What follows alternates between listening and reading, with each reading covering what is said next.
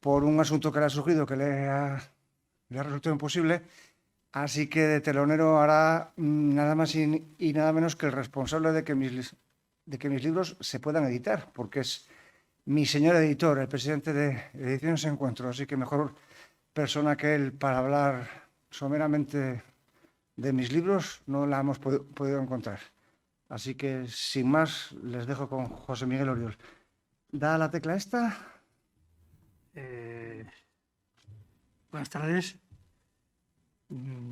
Aunque no son muy buenas las tardes, pero bueno, después del tiempo que llevamos de no llover aquí, hoy han hecho todo junto.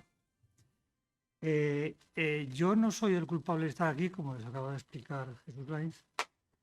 El culpable es el presidente, que le ha pasado lo que le ha pasado, y entonces me ha pedido que hiciera lo que él tiene que hacer, que es presentar al autor. Claro, yo presentar a Jesús Lainz en Santander, si fuera La Coruña, aunque en La Coruña es más conocido que yo, pero vamos. Pero en Madrid ya sería otra cosa. Pero presentar a Jesús Lainz en Santander es un poco pretencioso, por mi parte. Porque yo a veces voy con él por la calle y no se puede caminar, porque cada 10 minutos lo están parando. Hola Jesús, tal, que va, uno que sí, el antiguo amigo, el antiguo compañero del colegio, no sé qué, enemigo político, amigo político, en fin, no sé, es una cosa bastante complicada, no se puede caminar por la calle con él. Con lo cual, como digo, es una pretensión presentar a Jesús. A todo esto debo decir que en realidad yo no descubrí como editor. Una de las actividades fundamentales de un editor es lo que se llama el scouting, o sea, digamos, la exploración del territorio de autores, ¿no? Y entonces, cuando te llama la atención algún autor por algo, por alguna cosa que ha escrito, o por alguna presentación que han hecho, por un documentario de periódico, por lo que sea, pues intentas conectar con él. Normalmente, si es un autor medianamente conocido, ya está tan controlado por otros editores que hay poco que hacer, pero en fin, por lo menos se entabla amistad con él. En este caso, al revés, o sea, fue el autor el que buscó editor. Pues, ¿cómo funcionan las cosas en Cantabria, en todos los sitios razonables del mundo? Que quedan pocos. Este es uno de los pocos razonables. Vamos, yo ya llevo aquí casi, iba a decir 20, pero no, 16 y 17 años de más que de visitante, con mucha frecuencia, y por razones muy diferentes. Y un día, pues, claro, buscando a través de un conocido, pues como las cosas se hacen bien, un amigo, en este caso un primo suyo, que trabajaba en la editorial mía en Madrid, le dijo, pues tengo un libro que no sé y tal, y a lo mejor se atreverían a publicarlo y tal y cual. Bueno, fue el famoso Adiós España, el primer libro de Jesús Lainz que le lanzó a la fama. Oye, vendió 20.000 ejemplares, 25.000, 30.000, ¿subo más? Tú sabrás. Bueno, vender en un libro de ensayo sobre cuestiones de actualidad política, creo que fueron por encima de 20.000 ejemplares. Una cosa, pues, bueno, este señor me ha caído del cielo, además, porque entre otras cosas, para un editor, vender un libro 20.000 ejemplares está muy bien. Suele ayudar a sanear las cuentas y las deudas que se tienen normalmente cuando se dedica uno a actividades editoriales arriesgadas, diré. Muy arriesgadas. O sea, libros de pensamiento, libros de ensayo, libros de historia, libros de economía, de sociología, de política, de actualidad, etc. Libros de teología, de filosofía, de historia de la Iglesia, de espiritualidad complicada, no cosita fácil de las que se publican, se encuentran en todas las entradas de las iglesias, ¿no? Libros para pensar, vamos. Esos libros para pensar, pues España estaba. Es más, el otro día parece que nuestra, ¿cómo se llama? Iba a decir indolente, no es indolente, todo lo contrario, indolente. Más bien, es activísima. Presidenta de la Comunidad de Madrid, represidenta, vamos, ha sido rebotada de nuevo. Está genio de la comunicación, porque es lo que es fundamentalmente. Un genio espontáneo de la comunicación. Pues el otro día soltó, y dice, Jesús Lainz, el de Adiós España. Y dije, coño, te voy a corregir mi visión de mi presidenta de Madrid. ¿Ha leído algún libro? Un libro solvente, sólido, digamos, ¿eh? Porque yo tengo muchas dudas de que los políticos en general lean libros. Algunos sí, me constan además, pero eso los tengo señalados con el dedo. Bueno, pues dicho esto, yo creo que no puedo hacerlo por decir nada. Decir algo más de Jesús, sí, voy a hacer un poema.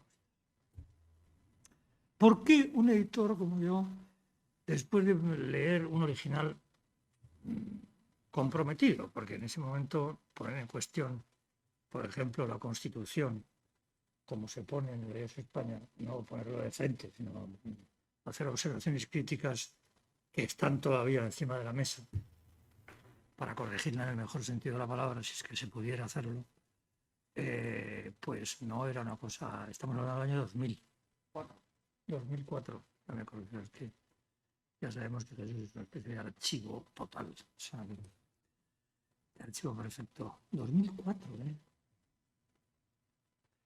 Los mismos años. O sea, que yo lo había leído en el 2002, 2003, o sea, que el original me llegó un año y medio antes. Yo tardo en decidir, Ahí no tardé, porque es el tipo de libro que te llega y decides. Por varias razones, que son las que voy a decir rápidamente. Uno, pocos autores escriben bien hoy día. Yo recibo originales de catedráticos sonadísimos, no voy a decir ningún nombre, que no saben puntuar, que no saben poner las comas en su sitio en una frase, que no saben poner los puntos en su sitio, que no saben sintaxis castellana fundamental. Se ve que el bachillerato pues lo han hecho mal, o han hecho ya el bachillerato joven, porque ya son, como llegan ya catedráticos, gente ya del, ¿cómo se llama aquello? Del plan primero de los años 80, pues un horror, ¿no? Pero resulta que Loaiza había hecho bien el bachillerato. Había hecho bien el bachillerato y por eso escribían.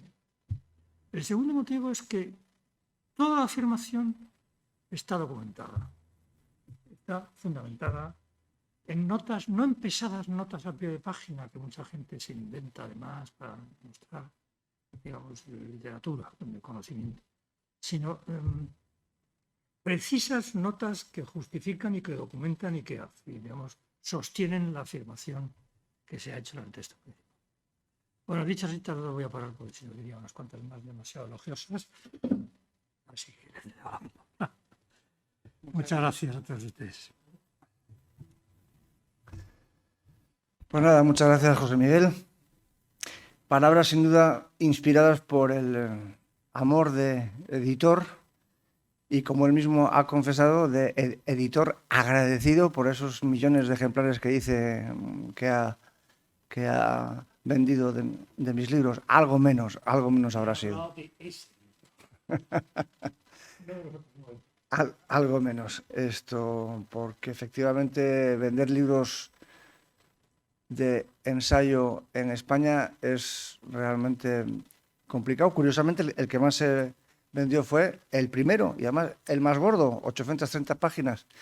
Y sin embargo, efectivamente, aunque tampoco tiene queja del resto de los libros, ya me gustaría a mí que en los libros futuros que siga escribiendo se puedan conseguir las marcas del primero. Por cierto, este libro del que voy a hablarles ahora está desde hace un par de semanas el número 1 en Amazon, en la división de historia y en la división de política. Así que, querido José Miguel, te reto a que este se va a vender más todavía que ha hecho España. Pero en fin, vamos al grano, pues. Les agradezco mucho que hayan venido hoy, especialmente. Como diría Felipe II, yo no he enviado mis libros a luchar contra los elementos, porque entre el virus y la tormentona que está cayendo ahora, pues evidentemente es heroico que hayan llegado ustedes hasta aquí, así que se lo agradezco de todo corazón.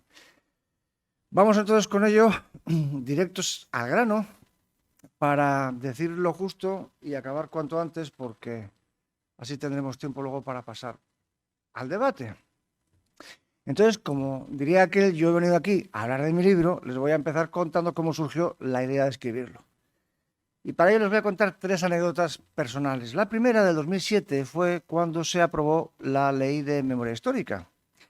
y una tele regional de cuyo nombre no recuerdo, no sé si Telebahía o Telecabarga o no sé, o Telecantabria, no me acuerdo, me llamó para que participara en un debate sobre la ley de memoria histórica recién aprobada. Y yo les dije que no me interesaba, que no me apetecía. Y me dijeron que es que el problema es que por parte de la izquierda querían hacer un debate entre gente de la izquierda, que se suponía que estaban a favor de la ley de memoria histórica, y gente de la derecha, que se suponía que estaba en contra de la memoria histórica. Entonces me llamaron a mí como representante de la derecha. Y yo dije, perdón, no, yo no soy representante de la derecha, yo no tengo nada que ver con la derecha. Ah, pero no es usted del Partido Popular. Digo, no, por Dios, no tengo nada que ver con el Partido Popular. Y es que el problema es que por parte de la izquierda hay tortas para venir. Hay más gente que quiere venir que la gente que puede caber en el estudio. Y por parte del Partido Popular no quiere venir nadie. Y entonces, pues, díjeme yo para mí, bueno, pues voy a ir no como miembro, ni nada, ni portavoz, ni nada del Partido Popular, pero al menos como opositor a la ley de memoria histórica, así que fui para allá. Y entonces con lo que me encontré fue con una interpretación pueril y totalmente maniquea de la historia reciente de España, propia para una película de buenos y malos, pero no propia, evidentemente, ni para un debate histórico ni para un debate parlamentario. Y la otra idea central, digamos, que saqué yo en conclusión de aquello y que además expuse durante el debate fue que me parecía una ley temeraria, porque su consecuencia sería la deslegitimación de todo el régimen del 78 y de la monarquía. Deslegitimación que además tendría que ser firmada por el propio rey.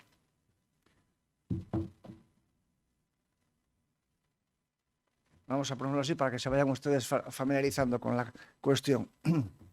La segunda anécdota fue en el 2016, cuando el Ayuntamiento de Santander organizó una comisión llamada de sabios, entre comillas, para asesorar sobre la oportunidad de quitar o no ciertas calles y plazas por sus nombres franquistas, ¿no?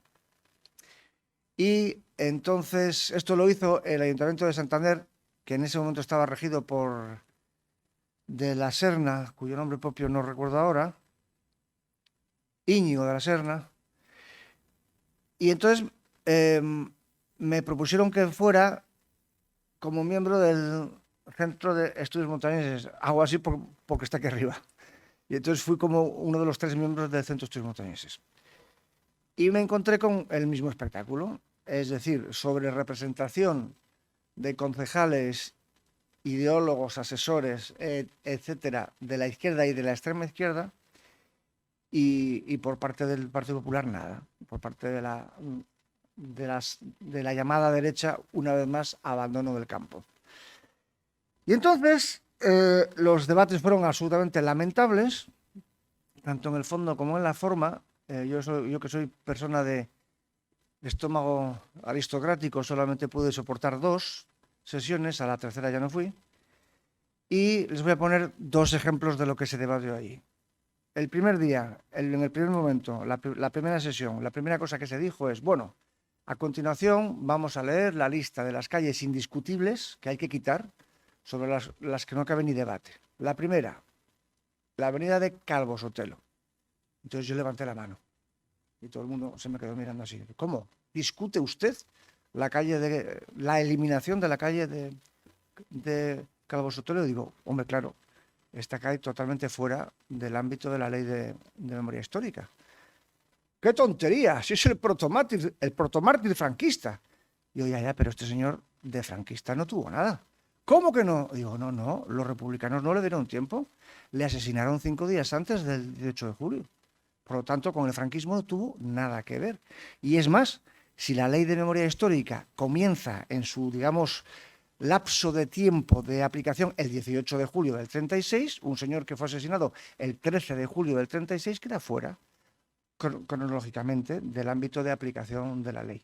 Bueno, pues según parece, esa es una de las causas por las que sigue existiendo la calle de Calvo Sotelo en Santander, porque hubo uno que levantó la mano para decir, esta no se puede tachar. Perdón, esta táchenla de la lista de las que se tienen que eliminar. Y lo mismo sucedió con la de el Capitán Palacios, porque querían quitar la calle del Capitán Palacios por el mismo motivo. Y yo levanté la mano la gente se me volvió a quedar estupefacta y yo dije que el capitán Palacios no entraba dentro de la ley de memoria histórica. ¿Cómo que no? Digo, no, pues porque si hasta le dieron la laureada de San Fernando. Y dije, sí, pero por su comportamiento, por sus acciones durante la Segunda Guerra Mundial y durante 11 años en el Gulag de Stalin. No tiene nada que ver con la guerra civil ni con el alzamiento del 18 de julio. Aparte de que sería muy divertido quitarle la calle a un señor que está en el panteón de montañeses ilustres, o una cosa u otra. Y por cierto, si quitan ustedes la calle o le sacan del panteón de hombres ilustres, no estarán ustedes contrarrestando una norma emanada durante el régimen franquista, sino una norma emanada durante el régimen democrático. ¿Qué tonterías dice? Digo, sí, el señor Teodoro Palacios Cueto murió en 1980. Hace falta que les explique a ustedes quién gobernaba en España en 1980 y el ayuntamiento que le nombró, perdón, que le concedió la calle y le nombró montañés ilustre para ser enterrado en el pabellón de Ciriego. Luego lo que tendrían ustedes que anular es una decisión de un ayuntamiento democrático, no franquista. Bueno, pues esto es, como digo, el nivel que me encontré en el debate, en los debates de la famosa comisión de sabios, entre comillas, que decidía la conservación o eliminación de las calles de Santander. La tercera anécdota. Hace 3 años llega el PSOE al poder y una de las primeras medidas que anuncia Pedro Sánchez es la redacción de una nueva ley de memoria democrática, que vendría a sustituir y ampliar la ley de memoria democrática de Zapatero. Perdón, de memoria histórica de Zapatero. Entonces, entre otras muchas medidas, el PSOE propone en dicha ley prisión de 6 meses a 2 años y multa de 6 a 12 meses. Me parece que te está sonando el teléfono. Prisión de 6 meses a 2 años y multa de 6 a 12 meses para quienes enaltezcan o justifiquen por cualquier medio de expresión pública o de difusión el franquismo. Pero claro, ¿qué significa esto? ¿Ir a la cárcel por no compartir la versión oficial sobre el estallido de la guerra? ¿Ir a la cárcel por mencionar alguna de las realizaciones del régimen franquista en cualquiera de sus ámbitos? Para establecer la versión oficial de la historia, se prevé la creación de una comisión de la verdad. Ni Orwell lo habría podido superar. El lapso temporal del trabajo de la comisión de la verdad abarcará el periodo histórico que se inicia con el comienzo de la guerra civil el 18 de julio del 36. Pero claro, esta es una de las claves de la cuestión, como acabo de mencionar con el tema de Calvo Sotelo. Pero esto es más serio todavía, porque resulta que todo lo anterior no cuenta. Es decir, solamente empieza a tenerse en cuenta lo que sucede en España el 18 de julio del 36, no todo lo previo.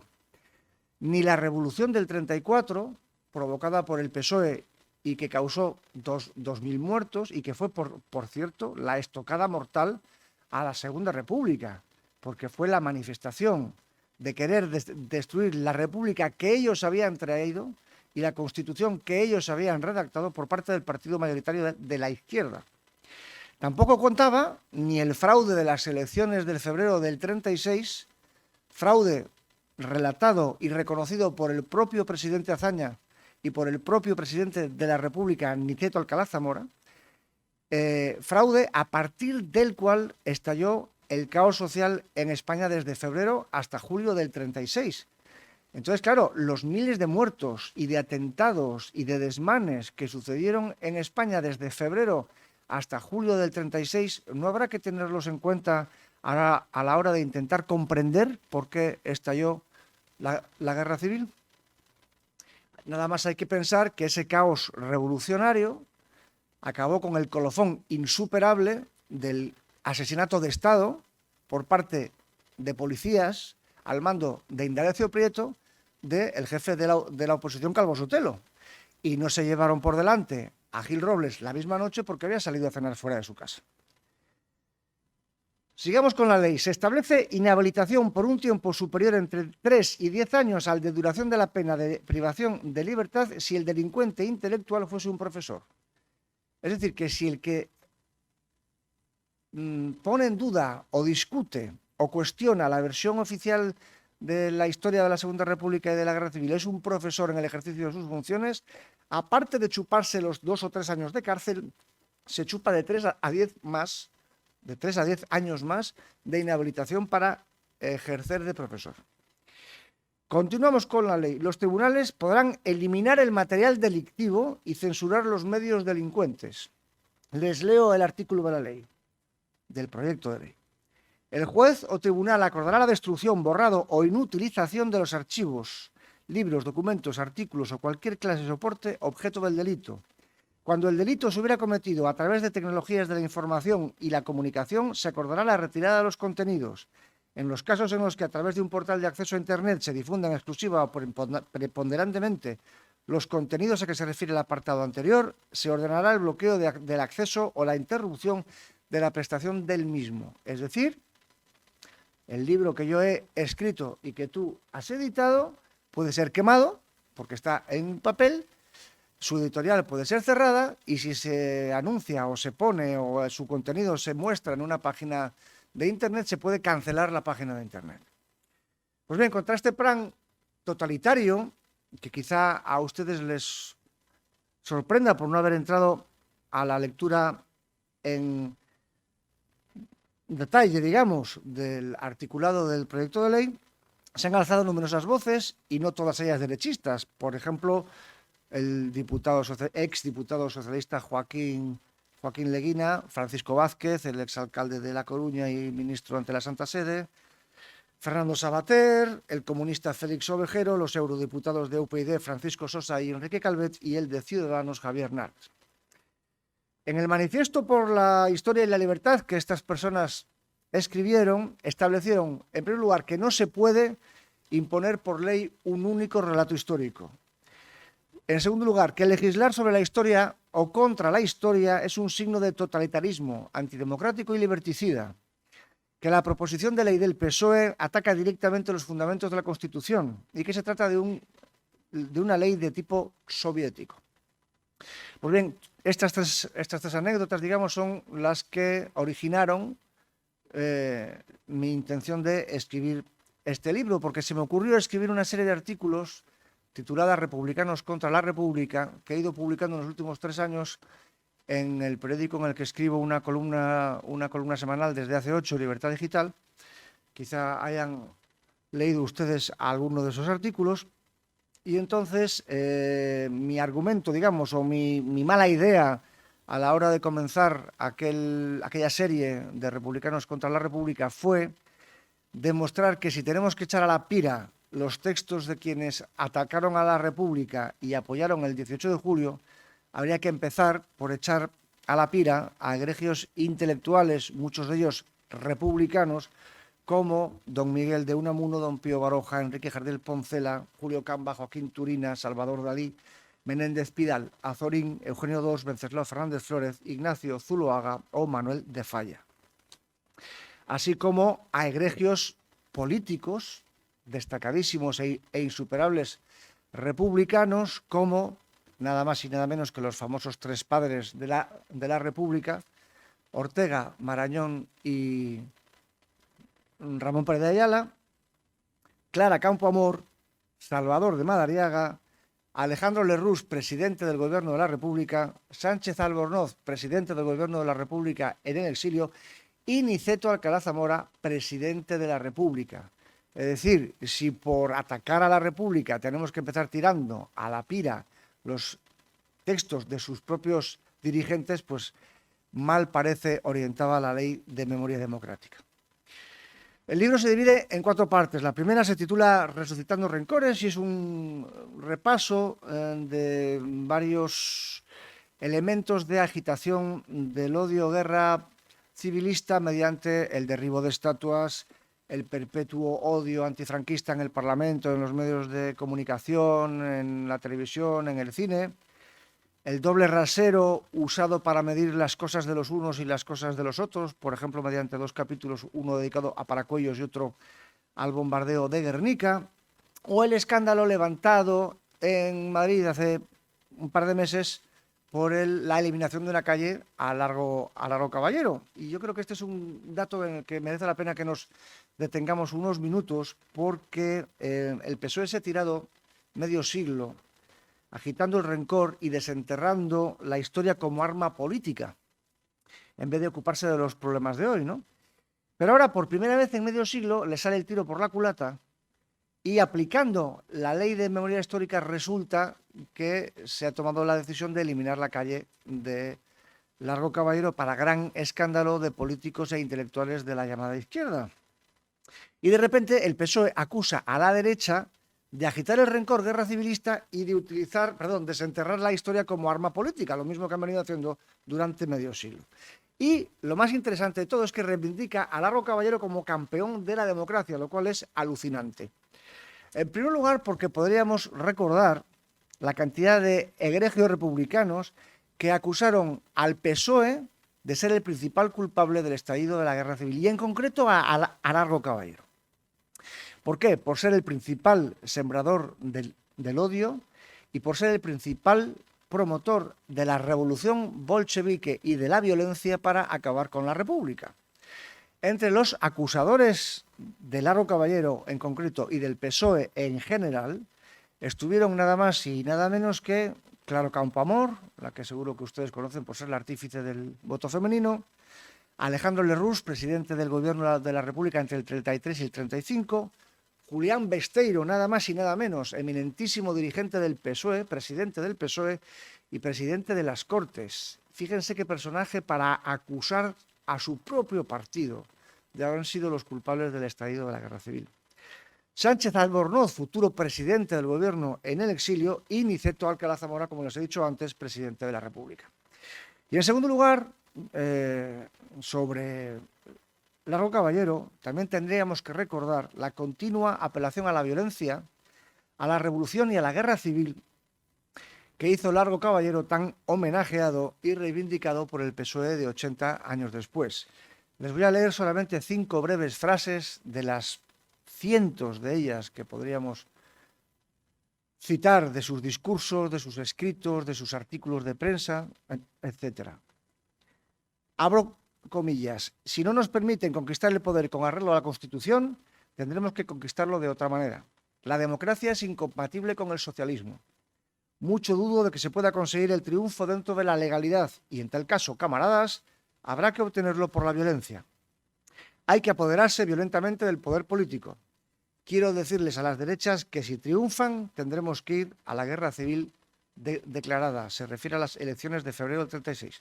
Si triunfan en las elecciones de febrero del 36, tendremos que ir a la guerra civil declarada.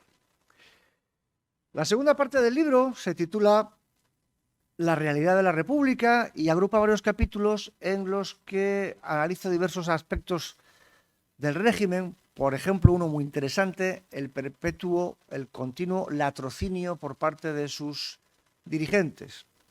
Por ejemplo, Valle Inclán, el egregio literato gallego, fue nombrado en 1932 conservador del patrimonio artístico nacional. Pues bien, no tardó muchas semanas en darse cuenta que de los propios miembros del gobierno y otros altos dirigentes se dedicaban a saquear obras de arte de museos, iglesias y sitios así para venderlos a pasantes en Francia y en los Estados Unidos y quedarse con el dineral que sacaban ellos mismos. Lo denunció al ministro de Instrucción Pública, Fernando de los Ríos, no le hizo ni caso y Valle Inclán dimitió inmediatamente.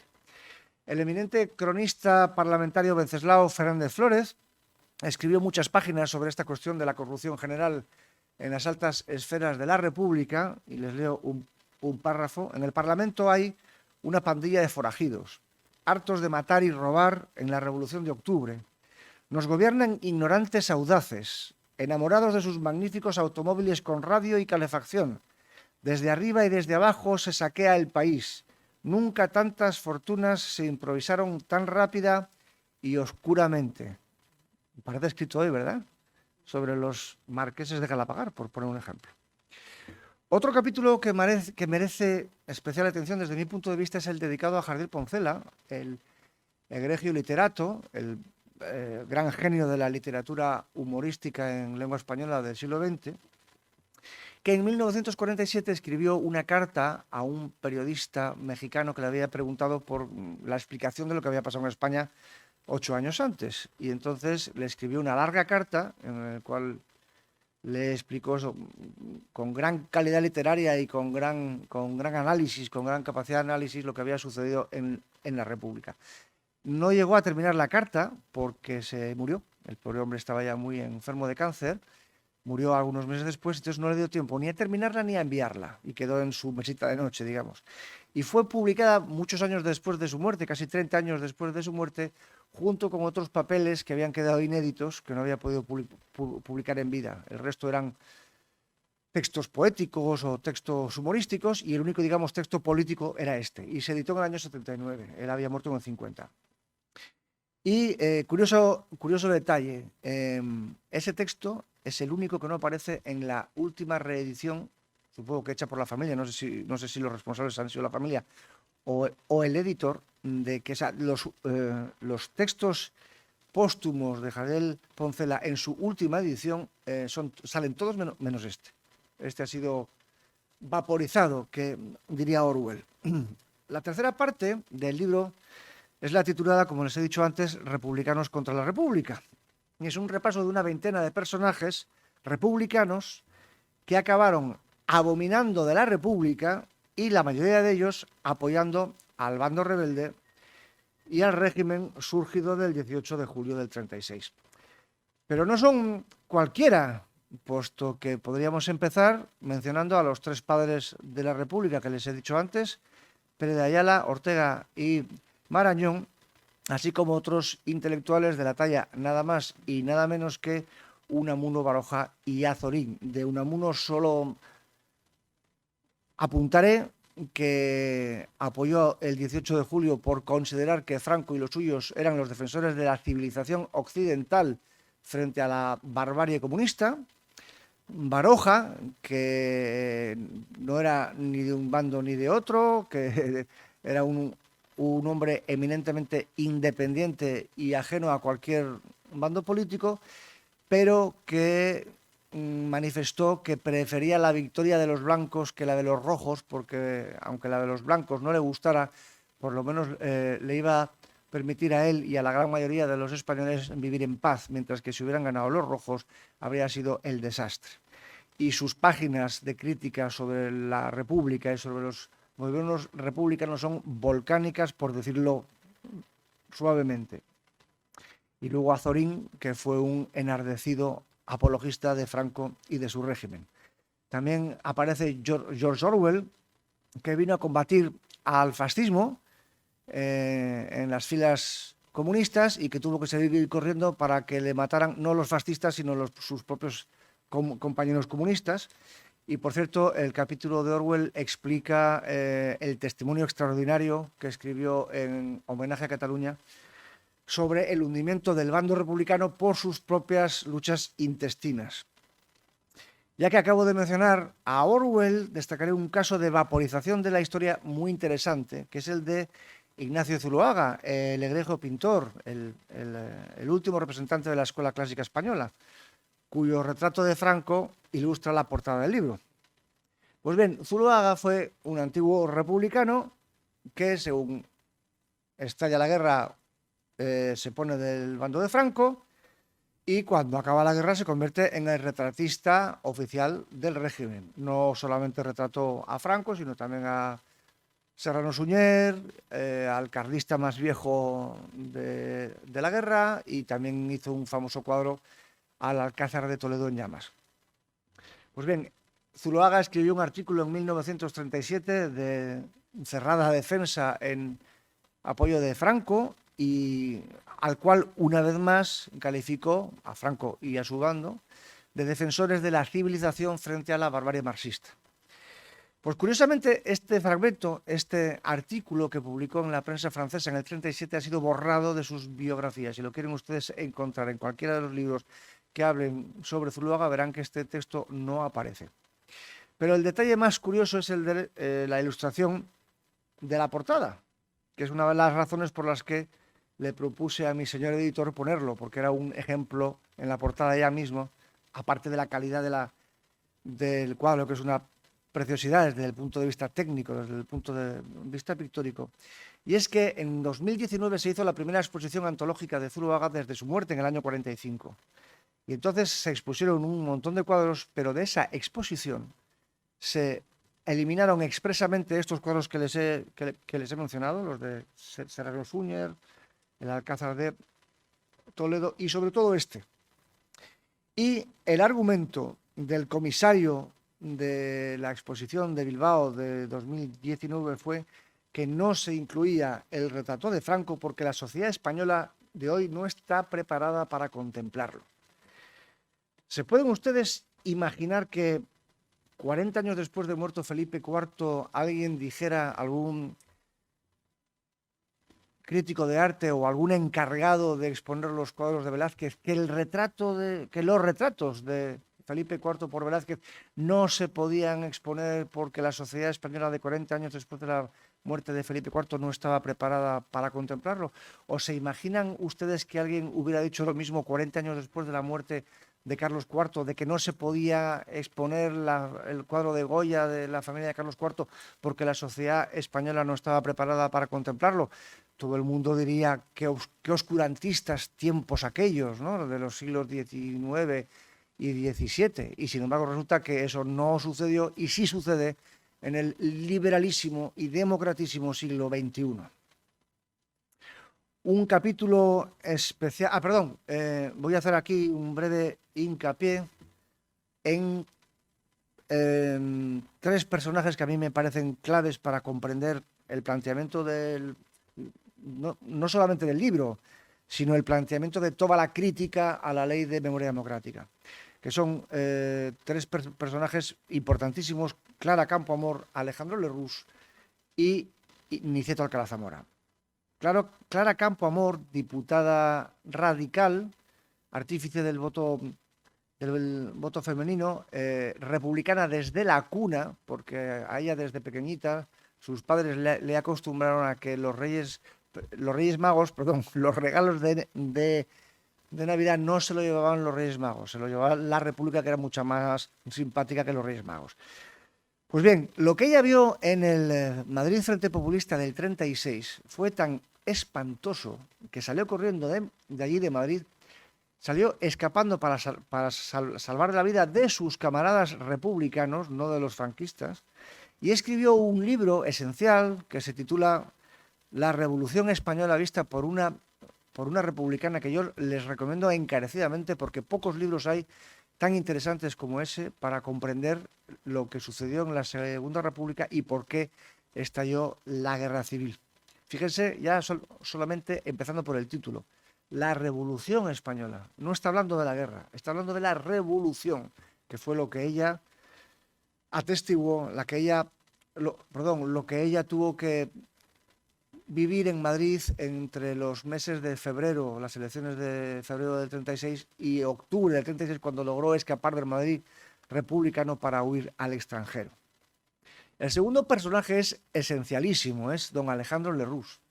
Y es esencialísimo por dos motivos. El primero, por ser el más viejo republicano de los republicanos. Se había tirado toda su vida en partidos republicanos, cuando Niceto Alcalá Zamora era ministro de la monarquía. Y cuando Azaña ni siquiera había salido de su covachuela de funcionario, pues este señor, que se tiró 50 años luchando por la República y que llegó a presidente de 3 gobiernos de la República entre el año 33 y el año 35, cuando estalló el 18 de julio del 36, fueron a por él los republicanos, consiguió salir corriendo y ponerse a salvo en Portugal el mismo 18 de julio por los pelos. En enero del 37, por supuesto se puso a disposición y a las órdenes de don Francisco Franco, y en un artículo publicado en un periódico francés en enero del 37 escribió cosas como estas. Les leo 2 breves párrafos. Como siempre, el tiempo corre que vuela. Desde el falso triunfo electoral conseguido en febrero por el Frente Popular, España era el teatro de las violencias más criminales, por las que nadie era castigado. En Madrid eran continuos los incendios y los asesinatos, incluso en pleno día. El gobierno ni lo persiguió ni tomó las más elementales medidas de precaución. No se trata de un pronunciamiento militar, sino de un alzamiento nacional tan sagrado, tan legítimo como el de la independencia de 1808. Mucho más sagrado todavía, puesto que no se trata solo de la independencia política, sino también de la organización social y económica, del hogar, de la propiedad, de la cultura, de la conciencia, de la vida, en fin, de toda una civilización y toda una historia. Y en un libro publicado aquel mismo año de 1937, en plena guerra, titulado La pequeña historia, escribió: al perecer el Estado y la legalidad de hecho, sus titulares representantes habían perdido de derecho el de exigir a los españoles la obligación de la obediencia. La resistencia y la desobediencia ya no eran delito, porque faltaba la autoridad legítima que tuviese derecho a exigir lo contrario. Imperaba la anarquía, y cuando la anarquía se apodera de un país y el desorden se convierte en crimen, no se le ocurre a nadie otra manera de establecer una disciplina que apelar a la fuerza, punto. Todos los gobernantes habían dejado de ser legítimos desde que sus agentes se convirtieron en ejecutores y asesinos. Y esto es lo que escribió en el mismo libro sobre el 18 de julio, sobre el bando alzado. El ejército no se sublevó, actuó en funciones de poder supletorio cuando todos los demás perdieron su eficacia y su legitimidad. Hablar de sublevación en este caso es un absurdo jurídico y una mentira histórica. A la hora presente, nuestro ejército no solo defiende la independencia nacional, amenazada por hombres y doctrinas que niegan la patria, sino también el hogar, la familia, la propiedad, el honor de nuestras mujeres, la vida de nuestros hijos, la religión de nuestros padres, hasta la tumba de nuestros mayores, que ha sido sacrílegamente profanada. El ejército no se sublevó contra el pueblo, que ya no era pueblo, sino rebaño de fieras. No se sublevó contra la ley, sino por la ley que todos habían jurado defender y que aquellos habían traicionado. No se sublevó contra la autoridad, que ya no tenía titulares legítimos, ni hombres ni súbditos, sino para establecer una autoridad. Ni Franco ni el ejército se salieron de la ley, ni se alzaron contra una democracia legal, normal y en funciones, ni hicieron más que sustituirla en el hueco que dejó cuando se disolvió en la anarquía de sangre, fango y lágrimas. ¿Cabe mayor ataque a la República y mayor apología del bando de Franco? Pues bien, salió de un presidente de 3 gobiernos de la República. Habrá que empezar, pues, por quemar los libros de don Alejandro Lerroux. Y el tercer personaje es el insuperable republicano Alcalá Zamora, el que fue presidente de la República durante 5 años.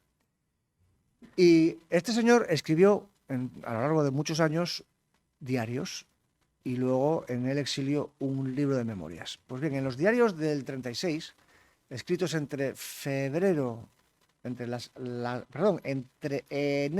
la campaña electoral para las elecciones de febrero del 36, y abril del 36, cuando él fue destituido irregularmente por Manuel Azaña, es decir, entre enero y abril del 36, escribió unos diarios que hay que leerlos para creerlos.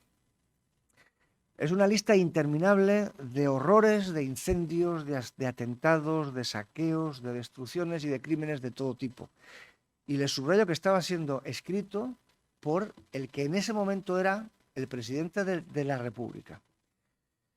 Como digo, es una interminable relación de quema de sedes de partidos derechistas, destrucción de restaurantes, cafeterías y clubes sociales por considerarlos burgueses, destrucción de bibliotecas por considerar que la cultura es reaccionaria, saqueo de propiedades, ocupación de fincas, quema de cosechas, linchamiento de propietarios, mutilaciones, asesinatos incluso de sus propios familiares, desmanes del gobierno Azaña, inaplicación de la ley por parte del gobierno Azaña y complicidad de las autoridades con los delincuentes, porque, y esta era una de las cosas que más le escandalizó a Alcalá Zamora, cuando se producían asesinatos y saqueos y ocupación de fincas y todo tipo de barbaridades, y los agentes de la Guardia Civil iban a poner orden, eran los propios gobernadores y los propios alcaldes los que impedían a los guardias civiles y a la policía que pusiera orden, y en algunos casos se encarceló a los propios guardias civiles por intentar salvaguardar la ley.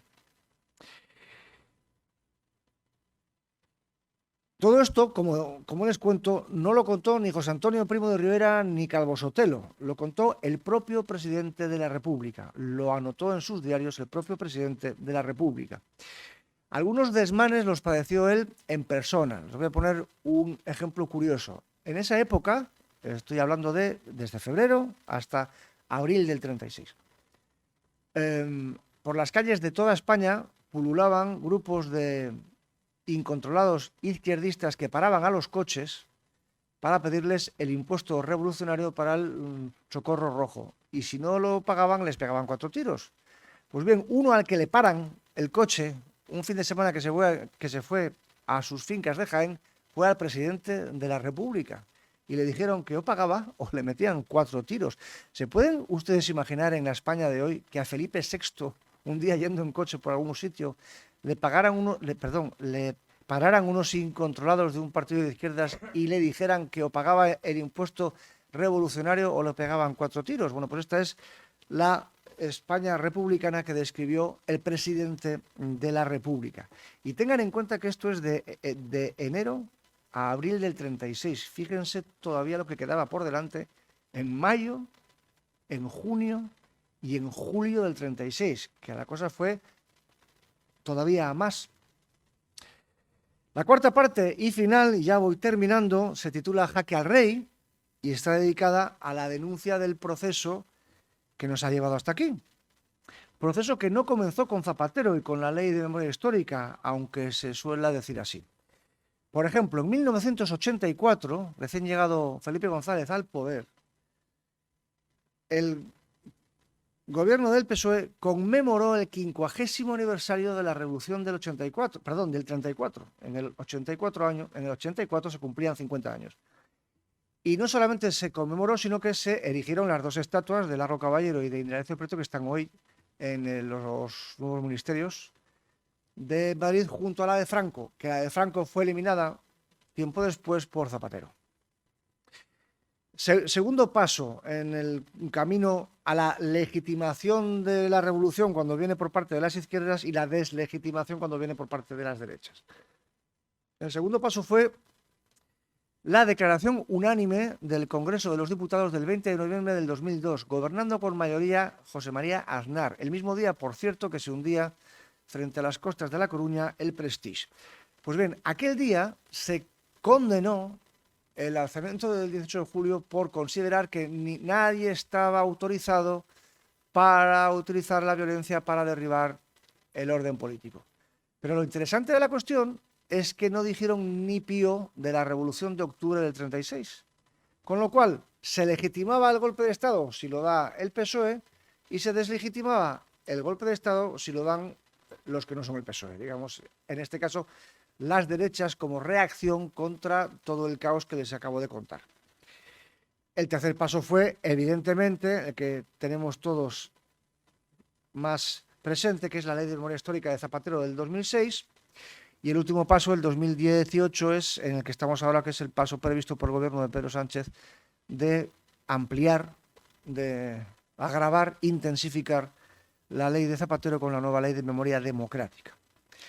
El objetivo perseguido con la demonización del alzamiento del 36 y del régimen franquista no es solamente quitar las calles a Calvo Sotelo y al capitán Palacios y sacar a Franco del Valle de los Caídos, que son, al fin y al cabo, actos meramente simbólicos que no llevan a ningún sitio, sino retrasar el reloj de España hasta el 17 de julio del 36 y declarar ilegítimo todo lo posterior.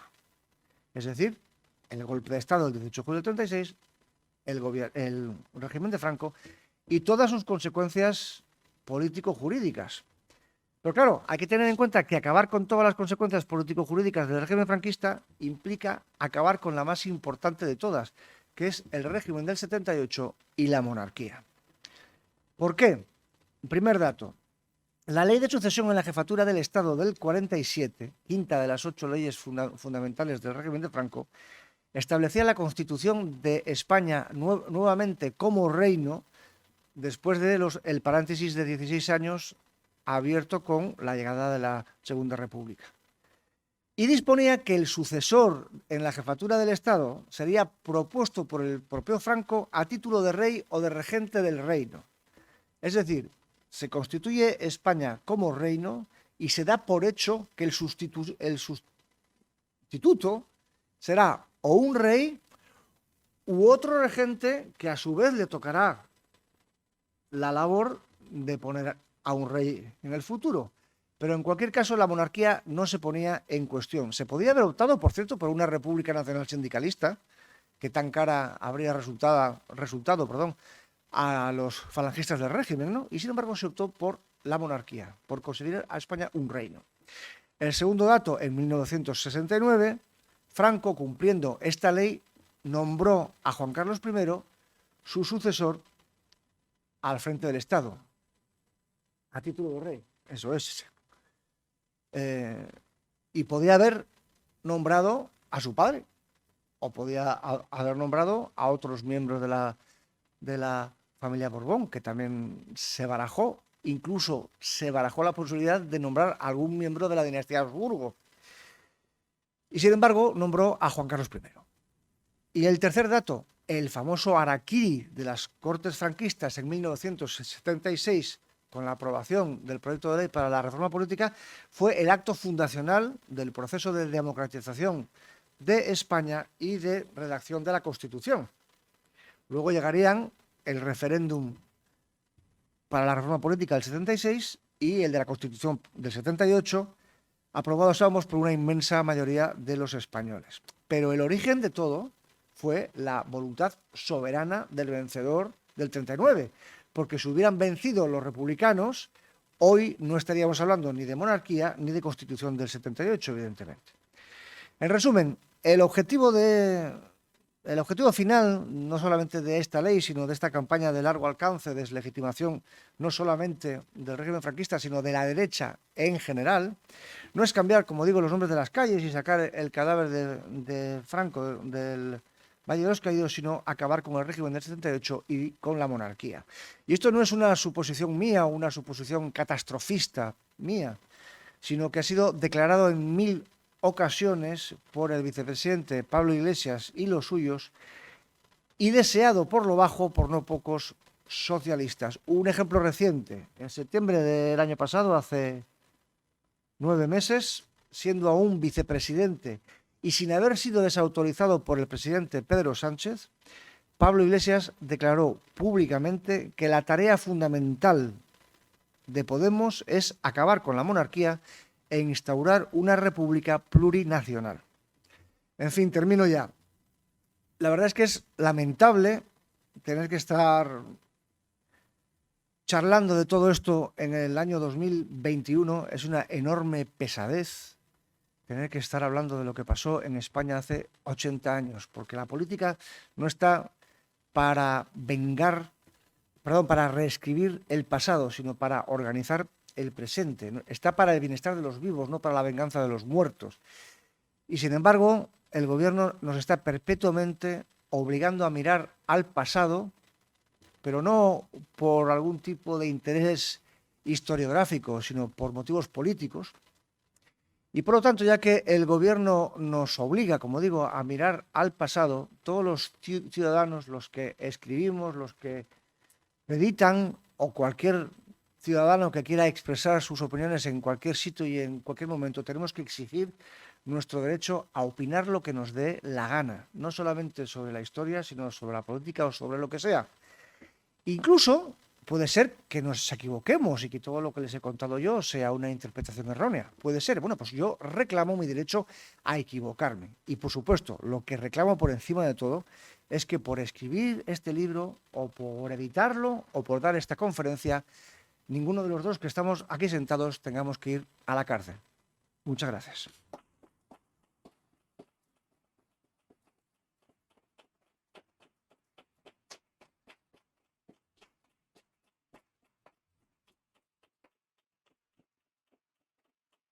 Si hubiera sido erróneo, el libro no lo hubiera publicado yo. Bueno, pues nada, abrimos un turno de preguntas. Por otro lado, yo Sí, ya perdón. he gustado la cárcel un poquito por actividades parecidas. por antifranquismo real, no este imaginario que viven actualmente todos estos dirigentes que tenemos, que nunca lo fueron para nada. Y en eso distinguimos y eso nos hermana, además, nos hermana digamos, el atenerse a la verdad y el interés de escribir, es verdad, y tiene documentación y está firmado. Pero luego hay una cosa que no has citado de las muchas conversaciones que he tenido contigo y que has publicado además. Y es la famosa cuestión de la justificación del 18 de julio. O sea, el documento que se encarga de elaborar, que es muy importante ese tema, puedes explicarlo. Y la segunda cuestión es que el 19 de julio, Somosierra, Guadarrama, ya estaban tomadas por masas populares. O sea, esto no fue el ejército solamente, el ejército se levanta en Melilla, ¿eh? Y empiezan las cosas en Melilla, en Ceuta y el paso del Estrecho y toda la historia que los que hemos leído un poco de historia de la guerra y tal conocemos, ¿no? Pero vamos, una cosa calma, digamos, lenta y dificultosa. Mientras tanto, las masas populares de Navarra, de Valladolid, de Burgos, de Castilla-León básicamente, de Navarra y de aquí también, y tal, empujan, digamos, el territorio liberado, por decirlo así, hasta la Sierra de Madrid.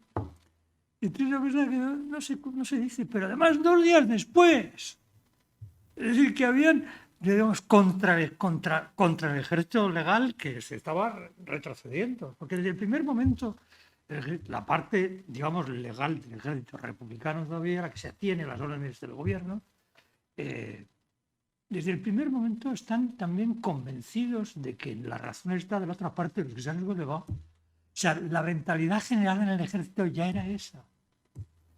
Esas cosas no se cuentan. O sea, se cree que esto fue un levantamiento de lo de siempre, marqueses, curas y militares, ¿no? Unas chorradas que escriben. O, por ejemplo, lo que se dice en Radio Televisión Española. Se ha repetido los últimos días el que dirige el programa este de por la noche de debate político, hablando del sevillano, digamos, jefe del golpe militar en Sevilla, Queipo ya, que tiene precisamente una nieta historiadora. Bueno, pues Queipo ya no. Claro, 40.000 tíos, asesinó a 40.000 en Andalucía. Pero ¿de dónde se saca esto? Pero diga usted la fuente. ¿De dónde parte usted para estas afirmaciones que da por supuestas con una facilidad tremenda? Y que la gente traga, la gente joven traga, porque claro, tienen una historiografía en la cabeza que es todo un relato. Si no tuvieras a tu tío. Bueno, señores, el que quiera que levante la mano y que... Antes, perdón, de que levanten la mano, les voy a contar yo, le voy a chivar sobre él, ya que él se ha chivado antes de cosas mías, me voy a chivar yo ahora de una cosa suya. Efectivamente, él estuvo en las cárceles de Franco por protestón. Y otra cosa muy curiosa, él es el sobrino de Antonio María de Oriol y Urquijo, él que fue secuestrado por el Grapo, recordan ustedes, ¿no? En el 78, junto con el general Villascusa. Uno de los secuestradores, por cierto, fue Pío Moa, que era cuando estaba en el Grapo. Pues este señor fue el que luego editó los libros de Pío Moa. Es decir, el sobrino del secuestrado fue el que editó el primer libro del secuestrador, el famoso Los orígenes de la Guerra Civil Española, sobre el 34. Pues lo editó José Miguel Oriol. Y únicamente un apunte a lo que acabas de decir. Has dicho que los propios militares republicanos, muchos de ellos estaban convencidos de que la razón estaba del lado contrario. La cosa es más grave todavía. El presidente del gobierno de la República en el exilio, don Claudio Sánchez Albornoz, declaró en el año 1974 que él no había querido que ganaran los suyos. Fíjense lo que estoy diciendo, ¿eh? Presidente del gobierno de la República en el exilio, dice: yo no quería que ganaran los míos, porque si hubieran ganado los míos, el primero al que fusilaban era a mí, porque él era un republicano pero conservador y católico. Entonces le hubieran fusilado a él. Y porque España habría caído en una dictadura comunista. Y no hay nada peor que una dictadura comunista. Y esto lo dijo el presidente del gobierno de la República en el exilio, que no quería que ganara los Enterrado suyos. en el claustro de la Catedral de Ávila. Efectivamente. Católico importante. Católico pensante. En fin, pasamos. Creo que por ahí había un señor. Conferencias magníficas, presentaciones magníficas como la que enhorabuena al editor por ofrecernos la posibilidad de leer a autores magníficos y por supuesto enhorabuena al autor, ¿no? Me has hecho recordar esa magnífica exposición antológica de Zuluaga que yo vi en Bilbao en el Guggenheim en 2019, y la que efectivamente echo en falta el retrato que ocupa la portada de tu libro, ¿no?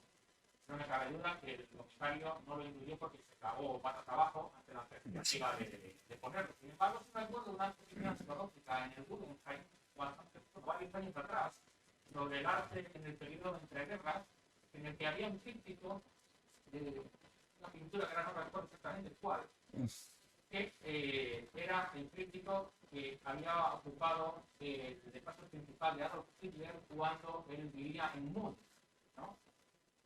Todos monos son todos cristianos, ¿no? Porque alguien podría decir que aquello era una apología del nazismo, nada más que nada, ¿no? Como segunda punto, ya voy con dos preguntas rápidas que te quiero hacer. Veo que esta gente hace un hincapié en el 18 de julio. Si yo no estoy equivocado, igual lo estoy, el lío empieza el 17, ¿no? Pero la historia no la deben tener muy bien cogida porque se centra mucho en el 18, ¿no? Cuando el Bilbao empieza justo un día. Bueno, voy ya con las preguntas, ¿no? La primera es, ¿tú crees que un pueblo como el español está verdaderamente preparado para ejercer el sistema democrático a través del voto? Y la segunda pregunta es, yo tengo muy claro que el título octavo de la Constitución española, que establece el reparto de competencias entre principales comunidades autónomas, es uno de los cánceres que padece nuestro régimen, ¿no? Y nuestro país. Dado que para modificarlo se necesita una mayoría de 3/5 de cada una de las dos cámaras, ¿crees que se va a modificar algún día? Claro.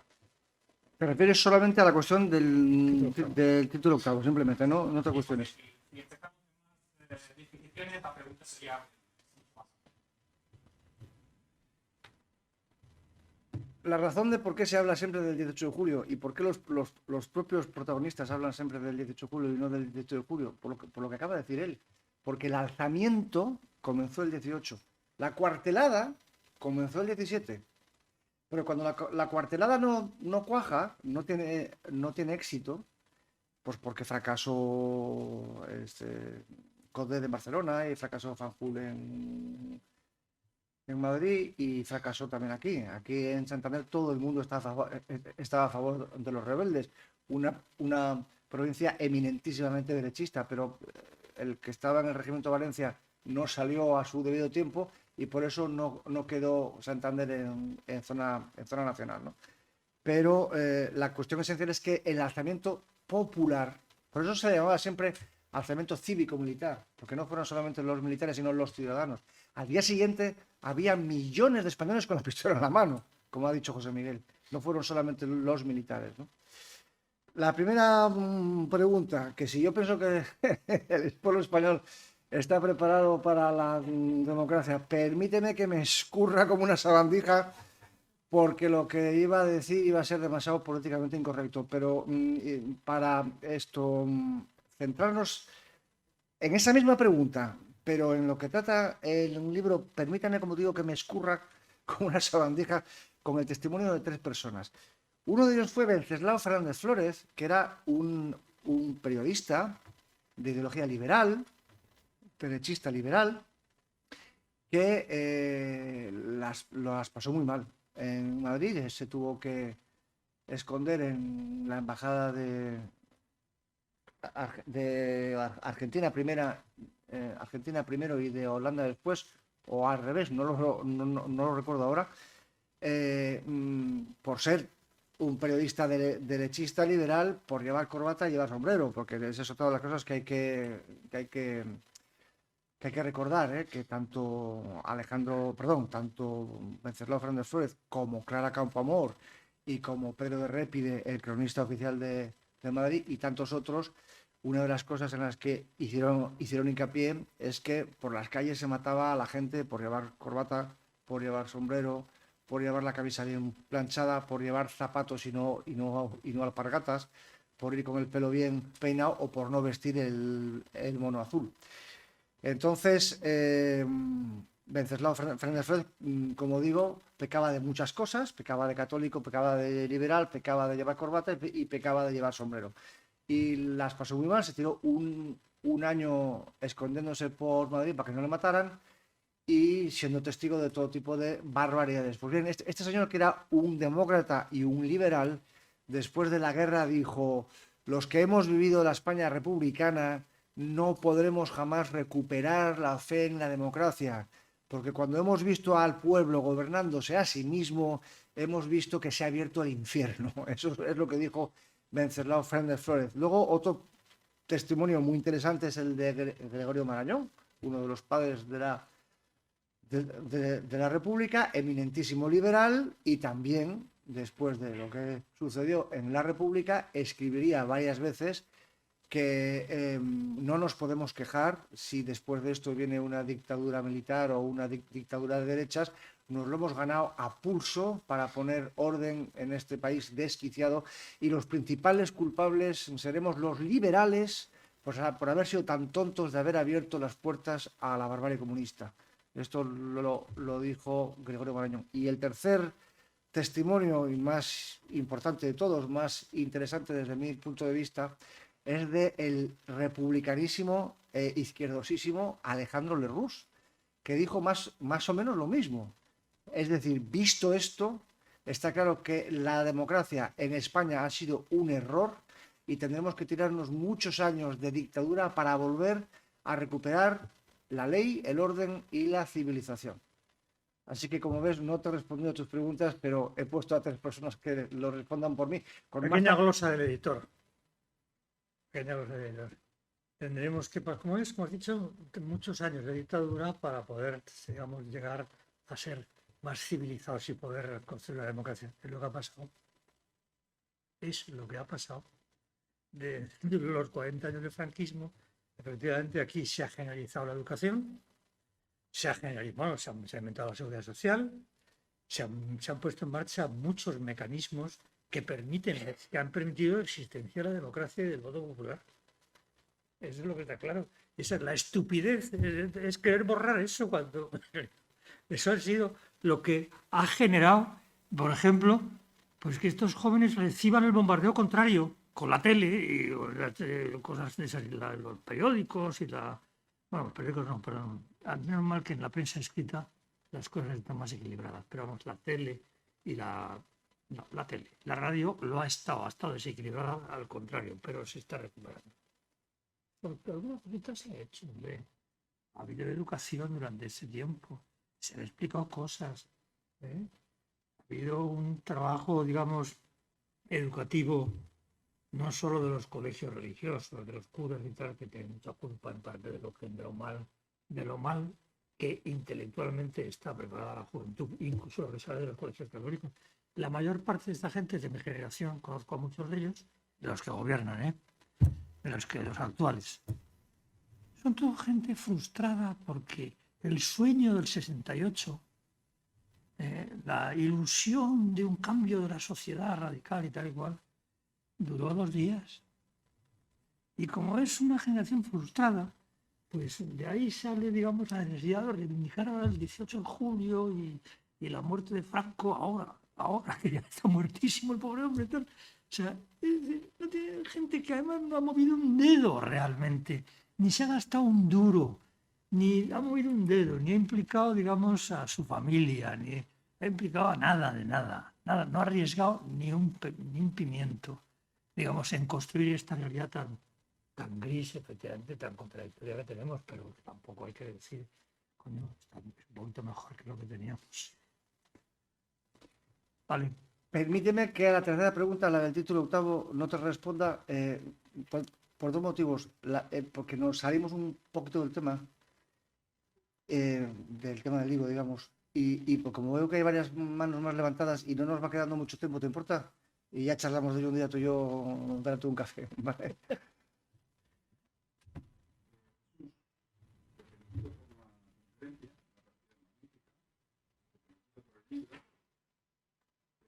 Por la labor intelectual que vienes desarrollando con gran brillantez desde hace muchos años, en defensa de la libertad de opinión y de pensamiento, que es una cosa fundamental en este momento.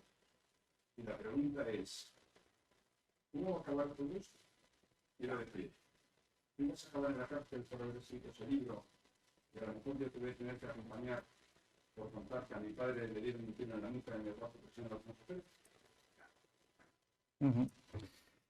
Hombre, yo supongo que no, espero que no. Yo confío en el buen sentido del pueblo español, que es mucho confiar, pero yo creo que, hombre, yo creo que si Sabater y Leguina y Paco Vázquez y todos los que he dicho antes han dicho, oiga, esto es un disparate soviético, inaceptable, que bombardea en su base la Constitución del 78. O sea, el mero espectáculo de ver a una persona metida en la cárcel por escribir un libro. Yo creo que a pesar de los pesares, el pueblo español no pasaría por ahí, creo yo. No lo sé, ¿eh? No lo sé. Yo soy bastante menos optimista que mi señor Mi editor, editor, que cree que pero mediante no, aquí mantenemos la discusión abierta. que mediante la edición de libros se puede influir en el pensamiento en el pensamiento de las masas, cosa que yo no lo ese creo eres nunca. tú.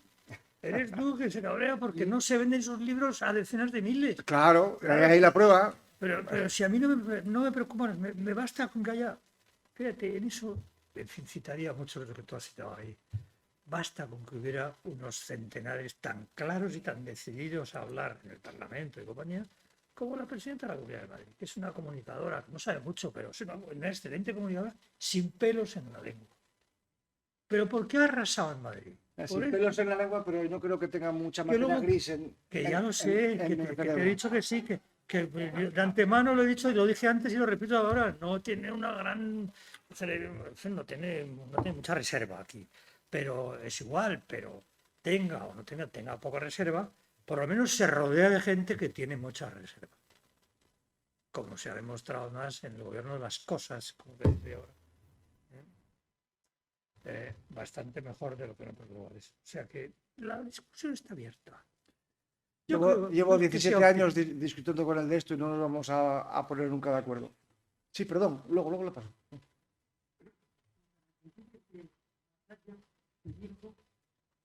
En la regla vive porque no hubo un partido de centro y hubo un enfrentamiento de la izquierda y el Suárez habló del centro centro. Un ministro de Rajoy dice que extremo centro. ¿No cree usted que hace falta el centro para quitar esta polarización escandalosa que hay ahora en Estados? Pero si el centro centradísimo existe desde hace 40 años, se llama Partido Popular. No. Nunca. A ver, lo mismo se podría decir que es un partido de centro-izquierda. Le recuerdo cuando, por ejemplo, Celia Villalobos decía que el Partido Popular era un partido de centro-izquierda. Si lo dice una ministra del Partido Popular, no soy yo quien le niegue la autoridad. La cuestión es que vamos a quedarnos con el tema de Azaña. Lo digo por centrarnos en la cuestión de la conferencia de hoy y no venirnos a la actualidad, porque nos saldríamos del tema, ¿no? Por respeto, digo, a la gente que ha venido a escuchar sobre la República y todas estas cosas, ¿no? Azaña es uno de los personajes más siniestros, nefastos y dantescos de la historia de España. Por cierto, no le he mencionado, pero hay un capítulo dedicado a él titulado Execración de Azaña, que con el propio título ya lo dejo claro, ¿no? Azaña, por ejemplo, fue el principal responsable de la Ley de Defensa de la República, la ley que se promulga en el mismo momento que en la Constitución del 31, anulando buena parte de los derechos que se garantizaban en la Constitución del 31. Unamuno Y Niceto Alcalá Zamora le criticaron por esa ley porque convertía el régimen republicano en el más liberticida de la historia de España, más allá de los tiempos de la Inquisición. Y eso son palabras de Unamuno y de Alcalá Zamora. En la ley, según la ley para la defensa de la República, el gobierno tenía la facultad arbitraria de cerrar los periódicos que le diera la gana, sin posibilidad de apelación judicial. Y eso nunca se había visto en España, ni con monarquía ni sin monarquía. Y sin embargo, con la República llegó la época de menor libertad de expresión, de mayor número de periódicos cerrados por estar en contra de la opinión del propio gobierno. Azaña fue el principal responsable de la legitimación de los crímenes si los crímenes los cometían las izquierdas. Y estoy pensando en mayo del 31, la primera oleada de quema de conventos. El que se niega a reprimirlo es Azaña, con aquella famosa frase de que todos los conventos de Madrid no valen la vida de un republicano. Es decir, lo que estaba diciendo es, cuando hay asesinatos y cuando hay crímenes, si los hacen los izquierdistas, pelillos a la mar. Y luego, en fin, podríamos hablar de 100.000 cosas más, ¿no? Entonces, el amigo Azaña, que por cierto, hay que leer lo que sobre Azaña escribieron sus compañeros republicanos. Aquí salen un montón de testimonios sobre Azaña, de su presidente Alcalá Zamora, de su compañero de conspiración Alejandro Lerroux y de su mano derecha Claudio Sánchez Albornoz. Porque Claudio Sánchez Albornoz acusó, junto a Largo Caballero, de ser el principal agitador de odio, a su presidente Azaña, a su compañero de partido de Azaña, de haber sido el principal culpable de la guerra por no haber aplicado la ley cayera quien cayera. Es decir, por no haber hecho que imperase la ley por encima de cualquier otra cosa. Y eso se acusó a don Manuel Azaña por parte de sus propios compañeros republicanos. Imaginen el resto de las opiniones sobre Azaña como político y como persona, que son absolutamente demoledoras de un montón de personajes cuyo testimonio recojo aquí. Por eso digo que Azaña dijera una cosa u otra, en fin. Si hubo una especie de centro republicano fue el que encarnó Niceto Alcalá Zamora, con sus pegas, pero desde luego no fue Azaña. Había un señor aquí a la derecha. ¡Ay, lo siento! Lo siento. Vi al que estaba por el centro. Como siempre, al autor y, por supuesto, al editor, con la presencia de la ley siempre sobre nuestras cabezas. Y me imagino también que a los compradores del libro también estaremos en peligro. Ahora que estamos hablando de Azaña, estaba acordando de una frase de don Miguel de Unamuno que decía: temblemos, un escritor sin lectores. Evidentemente no es el caso tuyo. Estaba acordándome el otro, que hay muchos más lectores de los que tenía Azaña. Tiene mucho prestigio. Estaba acordándome de una entrevista que pocos meses antes de morir concedió a un periódico norteamericano donde sigue la escena de todos los que tú estás diciendo, haciendo muy tarde y muy suavemente, pero casi pidiendo perdón. Estaba hablando el otro día de una entrevista que le hizo Pablo Motos al presidente del gobierno, que sigue en esa línea de lo que tú estás diciendo. Y dijo Felipe González una frase muy interesante. Con esta ley de memoria histórica han conseguido que en vez de ser hijos de la democracia, nos convirtamos en nietos de la dictadura. Es una frase ingeniosa y está muy bien. Claro, en este fabuloso ensayo que acabas de poner a nuestra disposición, me da la pena que se entiende todo el 18 de julio. Que no podamos hablar, por ejemplo, del mercante turquesa, en el cual Independio Nieto trajo armas, que, como decía un conocido intelectual, José Félix Tejano, en la historia ilustrada del PSOE, que son unas pocas pistolas, unos pocos fusiles, frente a los tanques del general Franco para recibir la revolución de Asturias del 34. Ese es el estilo del memoria histórica. Dices al amigo que, por supuesto, George Orwell, como siempre con su inteligencia y su inolvidable altura, estoy tomando una foto cuando está con combatiendo con la República allí en Barcelona, que todos los estamos más bajos y sobresalía, pues eso debería dar una cierta perspicacia, porque decía que el problema de los historiadores de la Segunda República, que actuaban en la Guerra Civil, el problema era el siguiente, que describían los acontecimientos como querían ellos que hubieran ocurrido, no como habían sucedido en la realidad. Y por terminar un poco una observación, estoy hablando que entre el ideólogo del alzamiento, que es el general Emilio Bonaparte, estaba muy enfadado porque Franco no se decidía. Llamaba Franquito no se decide, no contesta. Cristina hizo una carta en el permiso a la República famosa, una carta abierta, pero Franco era leal a la República. ¿Qué es lo que le decide a Franco? El asesinato de Carlos Botello por miembros de la escolta personal, miembros de la Policía Armada, del Guardia de Asalto y la DGT. Una más, ¿no? Es decir, esa es ya el último escalón de la caída de la autoridad, de la ley, la defensa de la ley, etc. Es decir, yo cuando discutimos de estas cosas con la gente, digo, ojalá que se hubiera cumplido la Constitución del 31. Pero el problema es que no se cumplía la Constitución del 31.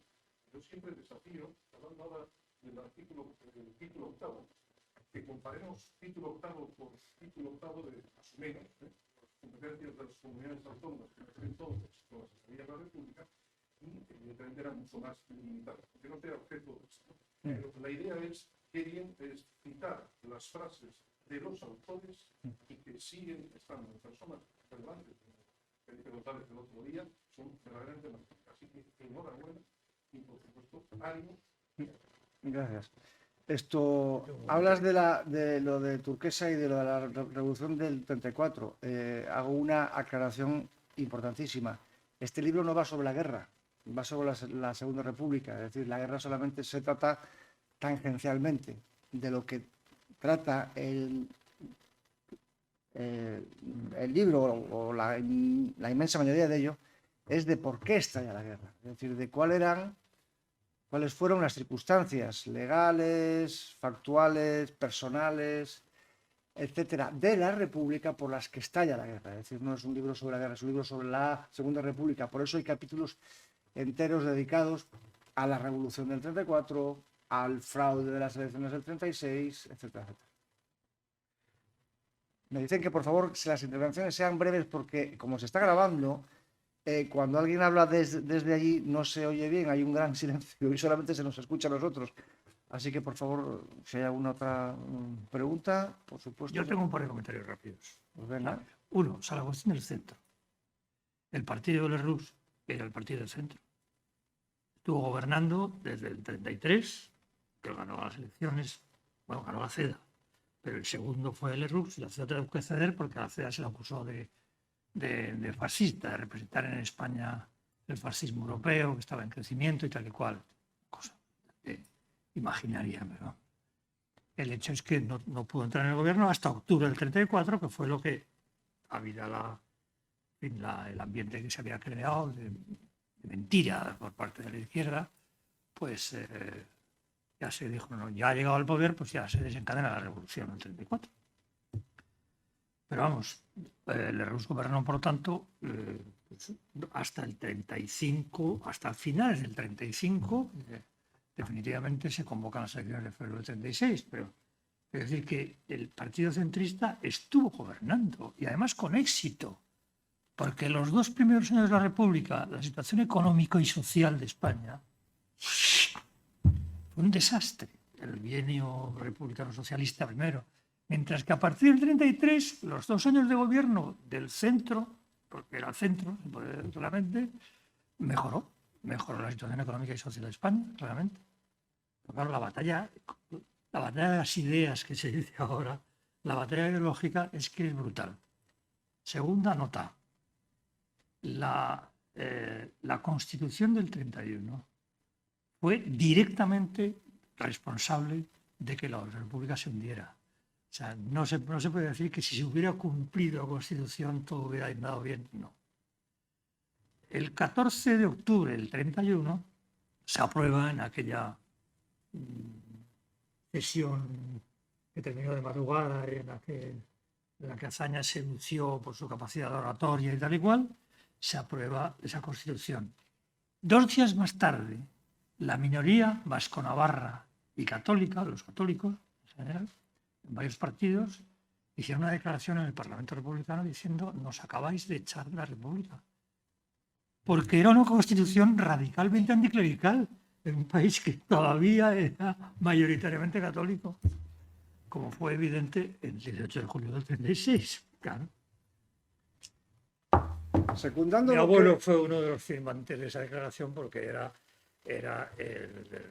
no sé, el diputado por la minoría, ¿cómo se llama? Por la minoría tradicionalista, o sea, el Partido Carlista, en octubre del 31. Tanto que asistió al proceso del constituyente, ¿entiendes? Y un documento muy evidente. O sea, señores, así no podemos convivir.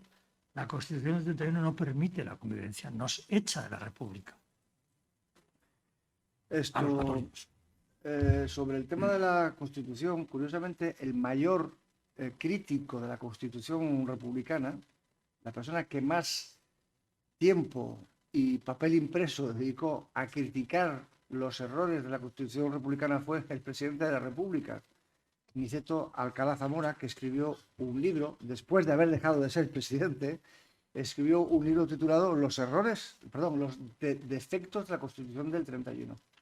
Y ahí habla de todas estas cuestiones, del anticlericalismo, del espíritu sectario, del espíritu de venganza contra la derecha establecido en la Constitución. Es decir, que no fue una Constitución pactada como la del 78, sino un trágala que les hicieron las izquierdas a las derechas. Y una de las cosas que recoge Alcalá Zamora en sus diarios, con gran escándalo, fueron las palabras que un diputado socialista, Álvaro de Albornoz, pronunció durante los debates constitucionales del 31, y les dio la frase textual de Álvaro de Albornoz en el debate, en el Parlamento. No más transacciones con el enemigo irreconciliable de nuestros sentimientos y nuestras ideas. Si estos hombres, se refiere a las derechas, creen que pueden hacer la guerra civil, que la hagan. Eso es lo moral, eso es lo fecundo. El sello de nuestra Constitución y de nuestra República no puede ser otra cosa. Es decir, un diputado socialista pidiendo a las derechas en el 31, durante el debate constitucional, que hagan la guerra civil, que es lo que él quiere, porque es la única manera moral y fecunda de construir un país. Y termina diciendo que el sello de nuestra Constitución y de nuestra República no puede ser otra cosa, o sea, no puede ser otra cosa que la guerra civil.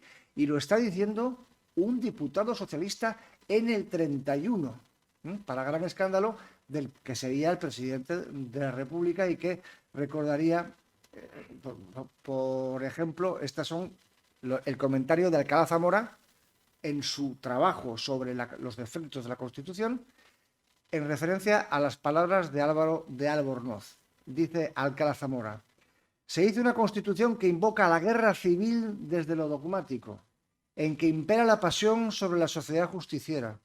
No en vano, en una discusión famosa durante el debate constitucional, en nombre del partido que pesó más dañosamente para los rumbos de la política, se entonó lírico canto invocando, provocando a la guerra civil.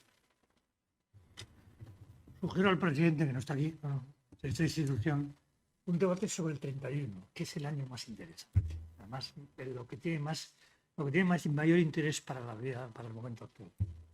El 31 tiene o sea, en abril del 31, por ejemplo, he citado a mi abuelo, pero mi padre, la derecha carlista, digamos, universitaria, estaba entusiasmada. O sea, en abril del 31, cuando se proclama la República, mucha derecha militante organizada en partidos de derecha y tal, era absolutamente partidarios, entusiastas con la República. Duraría muy poco.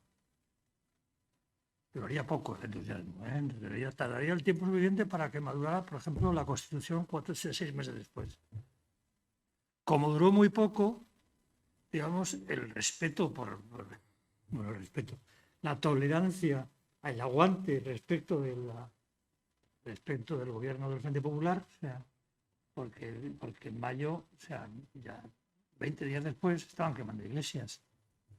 Pero evidentemente ahí mi abuelo, diputado carlista en el 31, ese día colgó el arquitecto, ese día colgó los instrumentos de arquitectura y se dedicó directamente a la conspiración, con mola. Bueno, señores. ¿Alguna otra pregunta? Ya la última que tenemos que cerrar. ¿Sí? No, creo que sí. ¿Alguna pregunta desde Castrudiales allá al fondo que veo? ¿No? Pues nada, lo dejamos aquí entonces. Muchísimas gracias a todos una vez más por su heroico comportamiento en esta tarde de tormenta y hasta la próxima. Adiós.